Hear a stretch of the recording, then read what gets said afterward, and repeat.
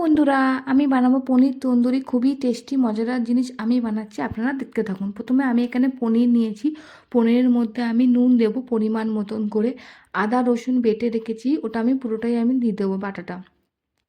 এরপরে আমি লঙ্কার গুঁড়ি দেবো পরিমাণ মতন, হলুদ গুঁড়ি দেবো, জিরে গোলমরিচ ভেজে আমি ওটাকে গুঁড়ি করে রেখেছি, ওটাও আমি দিয়ে দেবো। কাস্তুরি মেথি দেবো এরপরে জিরে গোলমরিচ ভেজে গুঁড়ি করে রেখেছি, ওটা আমি পুরোটাই দিয়ে দেবো। এরপর আমি টকটক আচার দিয়ে দেবো, লেবুর রস দিয়ে দেবো পরিমাণ মতো, দিয়ে একসাথে এগুলো ম্যারিনেট করে রাখবো, ভালো করে ম্যারিনেট করব। এরপরে আমি একটা টুথপিকের মধ্যে পনিরগুলো আমি তিনটে তিনটে করে ঢুকিয়ে দেবো।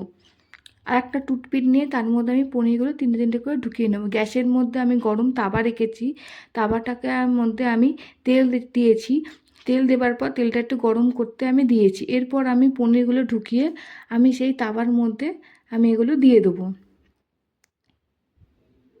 তাওয়ার মধ্যে আমি এই পনিরগুলো দিয়ে দিয়েছি, পরপর আমি এগুলো পাল্টে পাল্টে দেবো। একটার পর একটা আমি এগুলো এপাশ ওপাশ করে আমি পাল্টে পাল্টে দেবো এই পনিরগুলো। এপাশে আমি জাল নিয়েছি, জালটাকে আমি তেল ব্রাশ করে গ্যাসের মধ্যে বসিয়েছি। ওই পনিরগুলো আমি জালের মধ্যে দিয়ে দেবো, দিয়ে আমি এপাশ সেপাশ করে পাল্টাতে থাকবো। পরপর করে আমি এপাশ সেপাশ করে পাল্টাতে থাকবো। একবার এপাশ একবার ওপাশ করে পাল্টে নেব। একটু জ্বলে জ্বলে যাবে, তবেই সেটা ভালো হবে। একটু এটা জ্বলে যাবে আর স্মেলটাও খুব সুন্দর আসবে, খেতে খুবই টেস্টি হবে। আপনারা এটা বানিয়ে খাবেন, অবশ্যই ভালো লাগবে। গেস্ট এলে আপনারা এটা বানিয়ে খাবেন বা ফ্যামিলি সবার জন্য বানাতে পারেন। আমার ভিডিওটি যদি ভালো লাগে তাহলে লাইক শেয়ার ফলো করে দেবেন।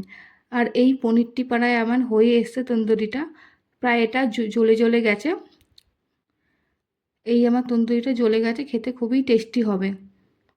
এই আমার কমপ্লিট হয়ে গেছে আমার পনির তন্দুরি। এই আমার হয়ে গেছে পনির তন্দুরি। এই যে দেখুন আপনারা, কত সুন্দর হয়েছে।